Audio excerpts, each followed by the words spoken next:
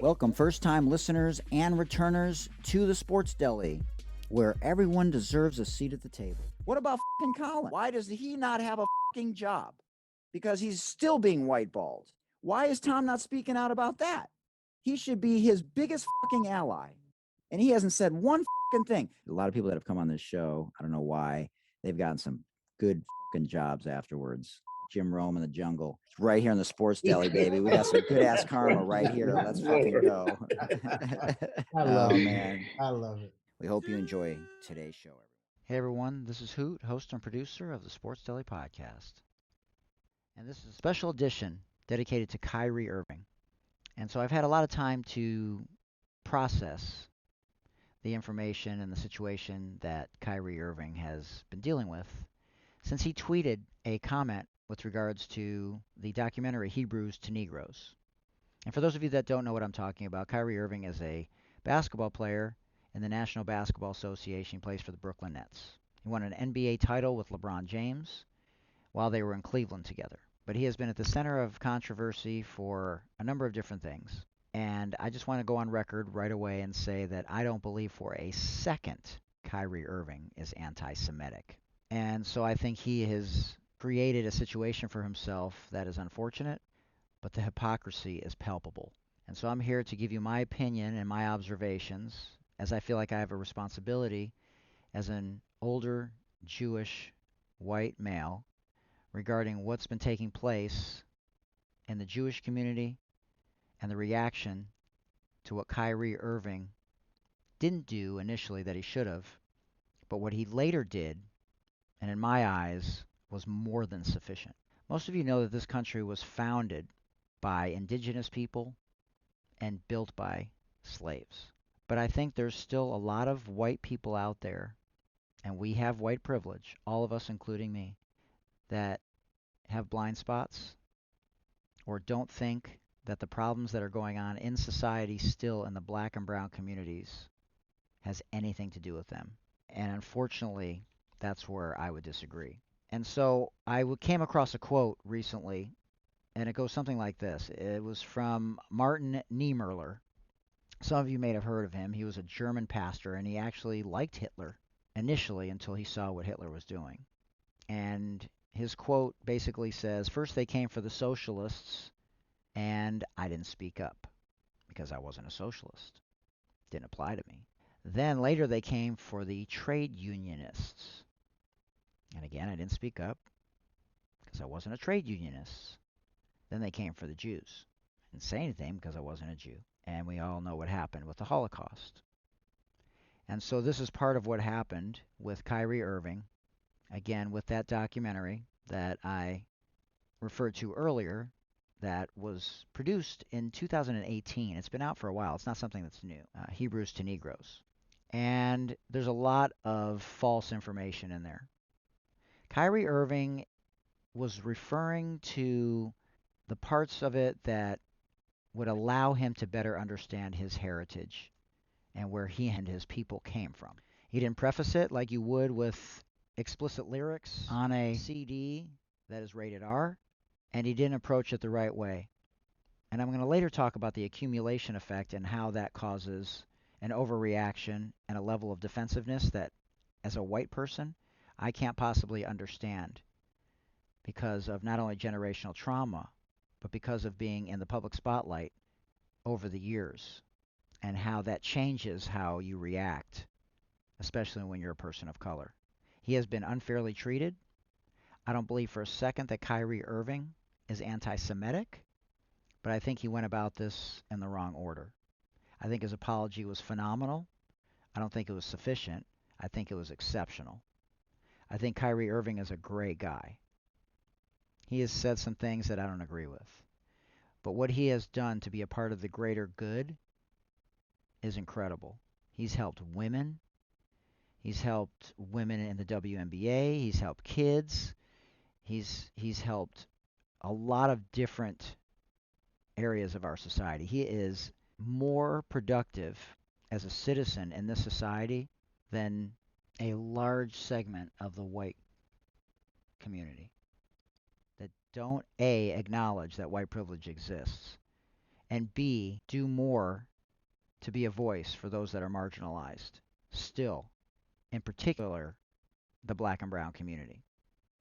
I mean, take a look at some of the things that he's done, from committing $1.5 million to the WNBA players during the wobble when some of the players didn't want to play and they wanted to take a season off to fight for social injustice and systemic racism. As a part of his KAI Family Foundation, which was founded to build self-sustaining communities and to ensure families who are often overlooked feel heard, inspired, and powerful. The founder saw educational and food security needs present in communities like his family hometown in New Jersey, the Bronx, New York, and native Standing Rock Sioux tribe in South Dakota. He wanted to be an agent of support. He believes that all families should feel confident that their community has resources to sustain them and elevate the next generation. KAIFF is designed to support and equip young people and communities with resources they need to thrive. So he supports Feeding America, which is a nonprofit organization that is a nationwide network of more than 200 food banks to feed more than 46 freaking million people.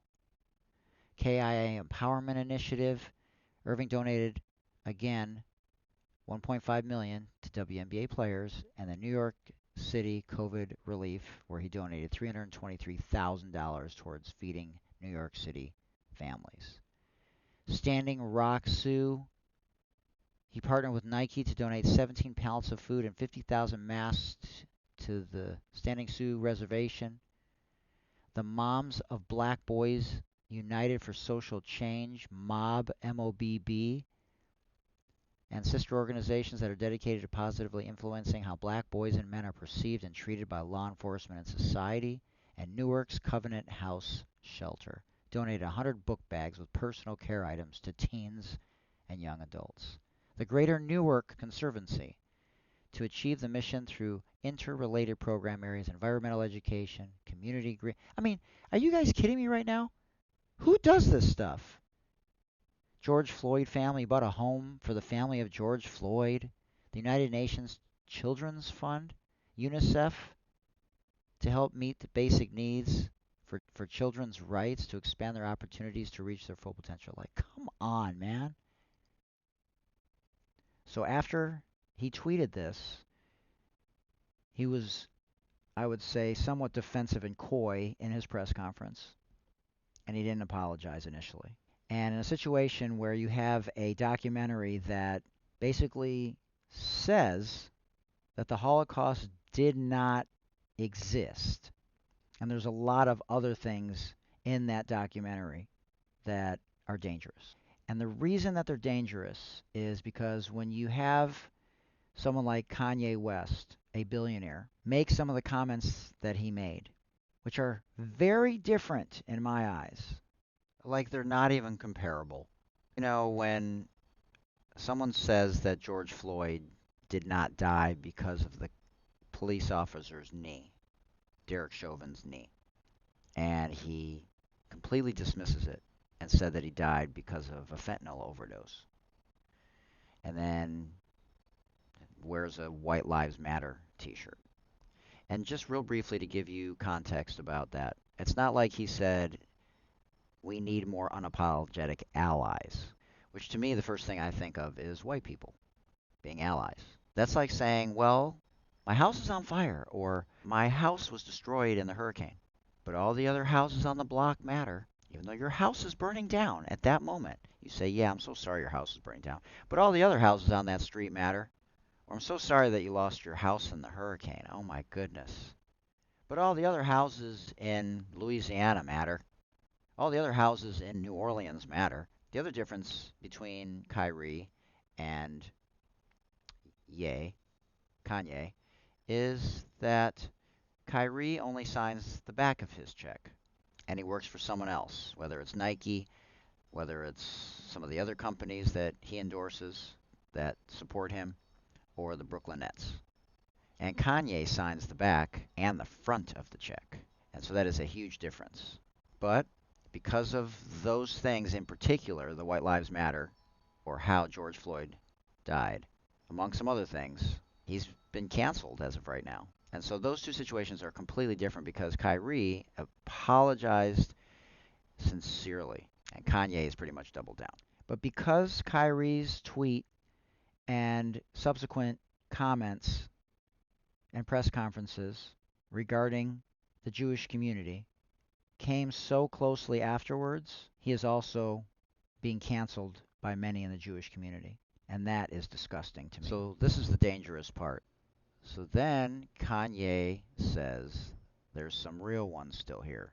Now, for those of you that don't understand what that means, that is a reference to black people basically using the N word. There's still some real N here. And so the other issue is, and I will talk about this a little bit later also, but what happens now is Kanye and Kyrie become the poster children for the far right. And those two should not be compared because I think the situations are very different. But because of the proximity of the two situations, and because the far right will use any leverage that they can get to promote their extreme views, it very quickly spirals out of control. And again, people on the far right pick up on it and they will use it to try and justify what they're doing. He was suspended for 5 games or longer if he doesn't meet certain stipulations put in place by the New Jersey Nets and their ownership group. And so this is where I have a humongous problem with the way that he's been treated. So you know when something happens, you just sort of get that gut feeling that it's either comfortable or it resonates with you or it's uncomfortable. Well, there's different levels, obviously. If you don't have any comprehension of something and something feels uncomfortable, it's because you don't understand it. But when you understand nuance and it's uncomfortable, or you're angry because you feel like there's a false narrative, which is the case with me regarding the latter. See, I'm from Detroit, and in 5th grade, I went to a public school for the first time, and that changed my life forever. I resonated with the black and brown community immediately. I don't know why. I don't know why I was accepted, but it wasn't just me. A lot of my friends were integrated. But all my memories about my time with the black and brown community is fun. In particular, laughing my ass off, literally. And I realized they were trendsetters with music from Motown to rap, R&B, fashion, things culturally. We all follow their lead. I found them to be not only hysterical and funny, but genuine and giving and kind. Like, I had nothing but great experiences with the black and brown community. Now I have a better understanding as to why they have fallen into a lot of the traps. Because there hasn't been a system of checks and balances in the same way that the white community has, or in particular, the Jewish community, since the Holocaust. We all got along. It was a great 7 years. But in 2020, after the murder of George Floyd, something happened. And I realized, even though I was late to the party, that I needed to be a better ally. I needed to be more anti-racist. I needed to read more. I needed to listen more. I had heard all the false narratives growing up about how black people are angry or stop pulling the race card. And it didn't hit me until I started to wake up and realize that I had blind spots because of what a number of different aspects of society had been pushing from the media to a lot of different people. And so Kyrie Irving is in a situation where he is being silenced by the Jewish community and being compared to Kanye in many ways, which I think is wrong. They're requiring him to apologize, no problem with that. To meet with the owners, no problem with that. But the other 4 things, I got a huge problem with. So back to the point earlier about how you just feel uncomfortable about something. The way that the media has treated Kyrie, the way that the ownership group has treated him, and the way that Commissioner Adam Silver has been silent for the most part through all of this is deafening, even though he did have a meeting with him recently within the last couple of days. So the second thing was that he had to go through anti-Semitic training. He's not a child. You're not going to require him to go through anti-Semitic training. You could recommend it. Sensitivity training. You're not going to require him to go to sensitivity training. You could recommend it. Meet with the Anti-Defamation League, who's controversial at best. They've done a lot of great things, but they're hypocritical, and they have not been held to the same standard because anyone that criticizes the Anti-Defamation League appears to be anti-Semitic or against the Jewish people. Now, Jewish people have done amazing things. My family has done amazing things. My grandfather was serving his country and fought in the war. I understand my history very well. I had a bar mitzvah. I understand the power of the family structure, especially in the Jewish community, and how we stick together. And I'm not going to get into any discussions about the comparisons between different cultures and family structure. That's not my lane. I will talk about it on my podcast when I have people in the black and brown community on and they want to talk about it, and I'll be there to listen. Because I've heard a number of people in the black and brown community talk about how there is inconsistencies at best. Whereas in the Jewish community, you see a stabilizing factor of how we stick together in a different kind of way. But again, that's a conversation for another day. And to donate $500,000 to the Anti-Defamation League or a Jewish cause, just ridiculous. He's not a child. And you're treating Kyrie like a child. And it is just something that is making me sick to my stomach. You're trying to keep him down and put him in his place. And it's just unfair. He apologized. His apology was more than sufficient. It was exceptional. And it was genuine in my eyes. I don't know what's in the guy's heart. I have no idea. But based on what I've seen, I think he's a good guy. Now let me talk about the accumulation effect that I've talked about a number of times on this show. I have no idea what it's like to walk out of my house other than to be a white, older Jewish guy. No idea what it's like to be black. And I don't want to hear any arguments about people, talking about how, well, they're wealthy and they have everything in the world and it's different for black people. They got the same fears when they get in their car. They have generational trauma. I'm listening to Jamel Hill's book right now, and if you didn't know better, if she wasn't explaining things in her memoir and her book the way that she is doing so, you just think she was somebody who grew up from anything but humble beginnings. So you don't know what people had to endure growing up, or what Mahmoud Abdul Rauf had to deal with growing up, and how he has yet to have an apology from Adam Silver and the NBA. And so there's double standards. I'm sick and tired of people in the white community trying to, quote unquote, put black people in their place. So I can't imagine what it's like walking out of my house being black, getting in my car, being somewhat, if not extremely paranoid every time you see a cop. And if you don't think, especially being in the public eye, how that it's exhausting and that your level of defensiveness is going to be very different, you're going to have a shorter fuse, especially when somebody in a press conference is baiting you and trying to box you into a corner, you're wrong. And so that's exactly what's happening, in my opinion, is there's an accumulation effect. I understand that you don't want to be spending 90% of the time with 10% of your players. Nobody wants to have to deal with that. But it's looking more and more like Kyrie was right about the vaccine on many levels. We won't know for a long time. So he pretty much gets a pass with that one.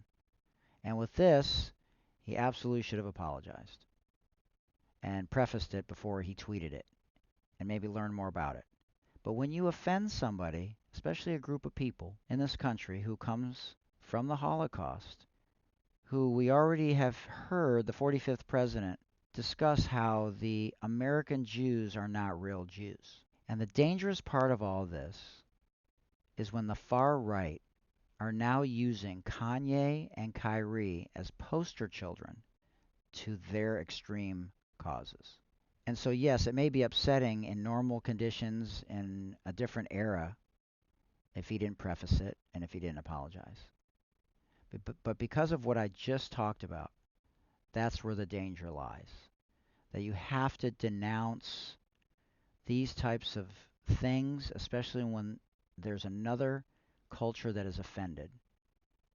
Not only because it's the right thing to do, but because the way that people are organizing is very, very scary and dangerous. Now, Kyrie said, I don't have anything to do with any of those things. The far right, he didn't mean to offend anyone. He apologized as he should have. And so that's why I see these two things with Kanye and Kyrie very differently. The other thing that I've realized over the last few years is how incredible the millennials and the Gen Zers are.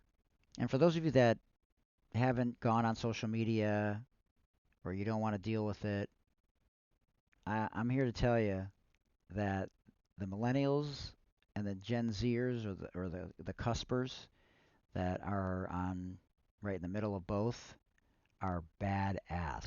And they are going to be the ones, in my opinion, that really change society. Because they're not going to take this anymore. They're just not. And they are mobilizing. And so it's going to take about 20 to 30 years probably until we really see a shift, not only in the judicial system, but the way that we organize in this country, how things change politically. And this is the analogy that I always use, and I just used it recently on my podcast with Jasmine Jackson, a former USA softball player and current professional women's softball player with Athletes Unlimited. When you hit a home run, your job is to run around the bases humbly, not staring the pitcher down, not flipping your bat, and then getting back to the dugout and cheering and celebrating with your teammates. But when you flip the bat and you stare the pitcher down and you slowly round the bases and you celebrate in a way that's beyond swag, that's next level, braggadocious.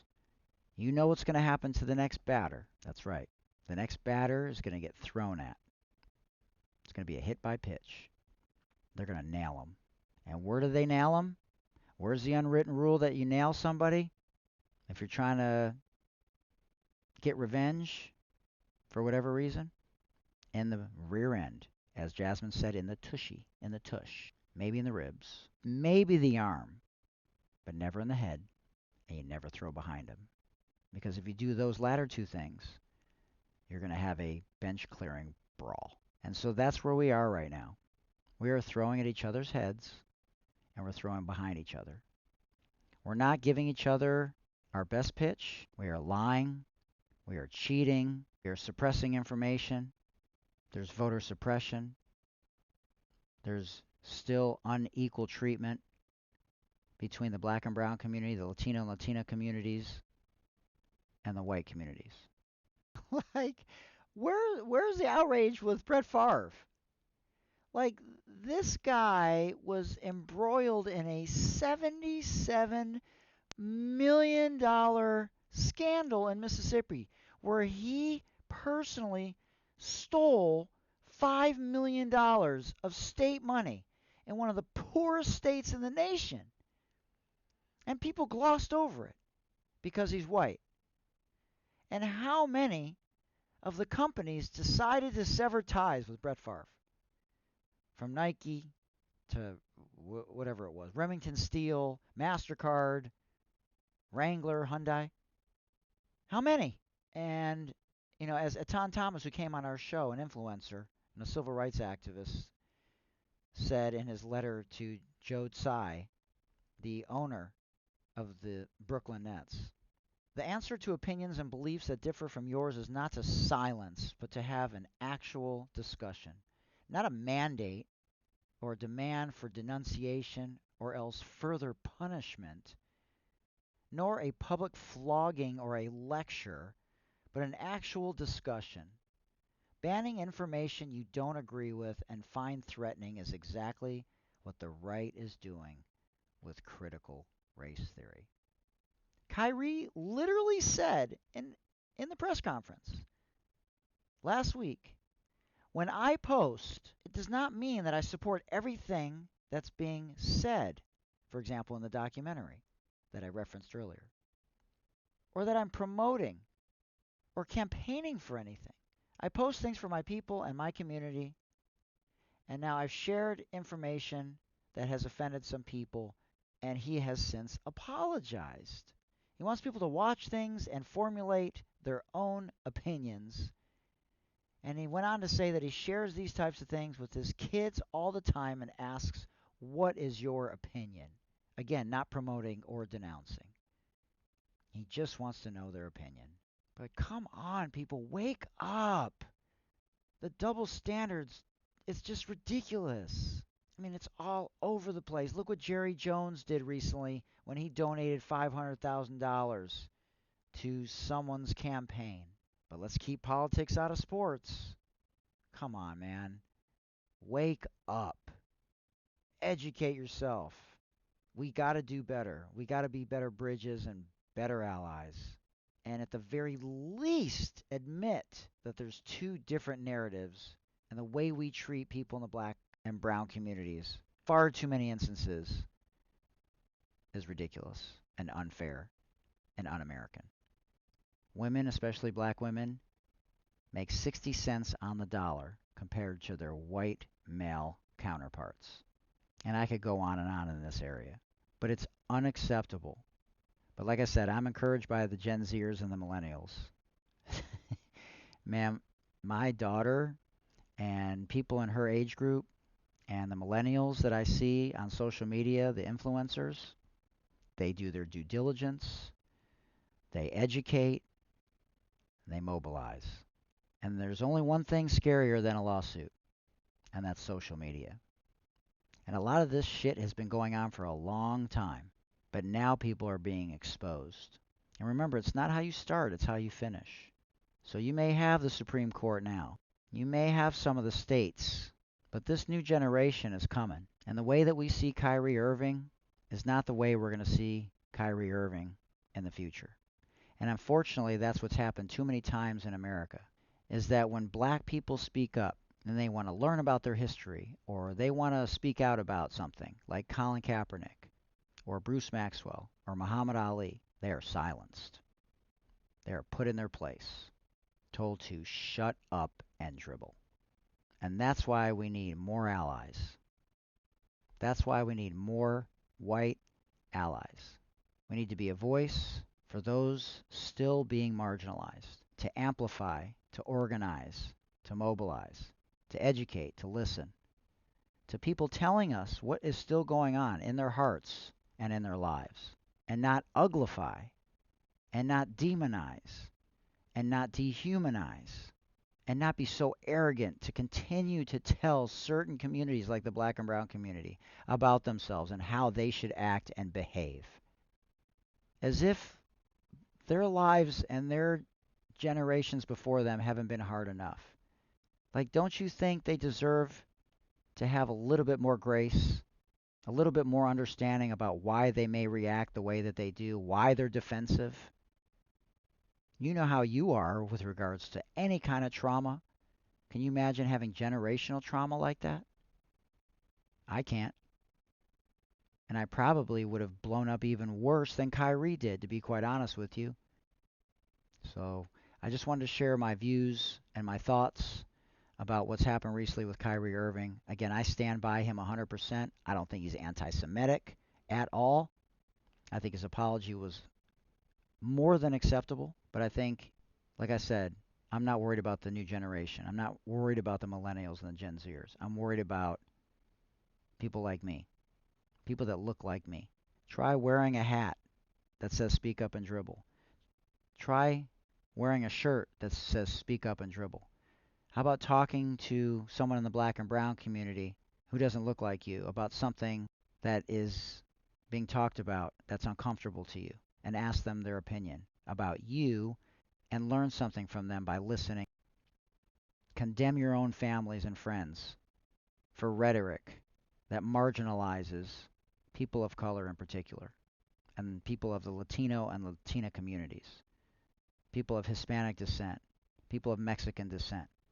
And yes, I had the good fortune in fifth grade going forward to have a better understanding of the nuances of what transpires in the black and brown community because I've been around sports my whole life and I've been around people of color and minorities for a long, long time. And I'm still learning and I still make mistakes. So just like with anything, like a diet, if you're going to make a change, it can't just be some quick fix. It has to be a lifestyle change. I challenge all of you to be more anti-racist. This is a call to action to be a better bridge, to educate yourself better, to do a deep dive into learning about history the way that John Wooden, the Wizard of Westwood, did when he was 99 years old, because he was on a path of continuous learning, wanting to know the correlation between religions at 99 years old. I think we all can be a better version of ourselves, and we owe it to those that have been suppressed for far too long and who continue to be marginalized to educate ourselves, to create more equitable opportunities, to be conscious and deliberate every day to bridge the gap. I hope all of you can speak up and dribble more than you have been and realize that you may not think any of this applies to you, but one day, because of your blind spots and not being educated and thinking that none of this applies to you, one day it may. And you may not think your voice matters or that you can influence people, but you can. And when we have a collective front and we know that there are strength in numbers, it's amazing what kind of magical things can happen. This may not be a good example, but I've said this before. Look at Bob Barker. Remember him? Host of The Price is Right? For 28 years, after every episode, after the Showcase Showdown was over, he would say something to the extent of, "Don't forget to have your pets spayed or neutered. Bye-bye, everyone." People had already tuned out. People had already turned the show off because the Showcase Showdown was over. But yet, you know how many people remember that he said that at the end of the show? An entire generation. And you know what percentage of dogs are now spayed or neutered? Because in large part of his voice and his message and his commitment, who he himself later became a vegetarian, 83% of dogs and 91% of cats are now spayed and neutered, in large part because of one guy's commitment over 28 years. At the end of the show, to say one sentence, 9 words. Don't forget to have your pets spayed or neutered. So when you think that your voice doesn't matter, I started this whole journey, and not that numbers mean anything, but if I can get millions of views as a nobody, if I can have tens of thousands of downloads from my podcast, so can you. Share the post, share the podcast, like the podcast, comment on the podcast, stitch it, duet it. People want to hear what you have to say if you're authentic, if you're genuine, if you're passionate. Even if only 10 people comment on something that you do. If you had 10 people come over to your house specifically to hear what you had to say, wouldn't that be cool? And then maybe one day that turns into 100 and then 1,000 or maybe even 10,000. Just be authentic and try and be a better version of yourself every day. Till next time, this is Hoot, host and producer of the Sports Deli podcast. I appreciate you joining me today. Boy, that was phenomenal. Great job and much love to everyone. Hope you enjoyed it. Thanks for joining us. Remember, Black Lives Matter. Stop the bullying. Stop the Asian hate. Contact your local and state politicians for any inequalities, for any individual or any group that's being marginalized.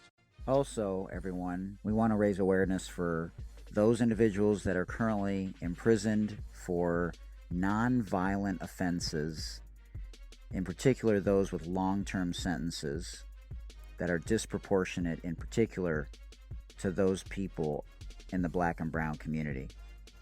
And I want to send a shout out to 40tons.co. 40 Tons is a socially conscious cannabis brand, and they're a social enterprise using the regulated cannabis industry to fight injustice in particular for cannabis prisoners. So check them out again at 40, the number 4, the number 0, tons, plural, 40tons.co, because what they're doing in the cannabis space and being a socially conscious company is truly incredible, and they have my full support. And also wanted to remind all of you, if you're having a tough time, you can always call the Suicide Prevention Lifeline, and that number is 800-273-8255. That's 800-273-8255. And now you can call 988. That's it. All you got to do is dial 988 from any phone. And they are available 24/7, 365 days. And if you want to follow me on social media or check out other episodes of this amazing Sports Deli podcast or any of my other podcasts, go to my link tree at linktree/Mike Hootner. And if you'd like to support us at the Sports Deli, we'd love to have you either make a one-time donation or feel free to make a donation monthly, either 99 cents a month, $4.99 a month, or $9.99 a month. If you have questions about that, send me an email again to thesportsdeli@gmail.com, and I will send you the link on how you can do that. You can also find it at the bottom of every podcast on Spotify or Apple Podcasts. Link at the bottom to support the show. Please check out our website at thesportsdelipodcast.com. Make sure that we continue the conversations with regards to 3 strikes and you're out and mandatory minimums, especially people that are in jail for nonviolent offenses. So those things need to change. And remember, gents and ladies, please remember to do your monthly self-breast examinations. And remember, guys, this afflicts about 1,500 men annually, with about a third of those resulting in death. So we want to make sure that we do our monthly self-breast examinations, both men and women. And guys, remember to do your self-testicular examinations every month as well. Until next time, remember, it takes a village. I'm Hootie Hoot. This has been a production of Hootie Hoot Productions. Thank you for joining us in the Sports Deli, where everyone deserves a seat at the table. Remember, it takes a village. Much love, everybody.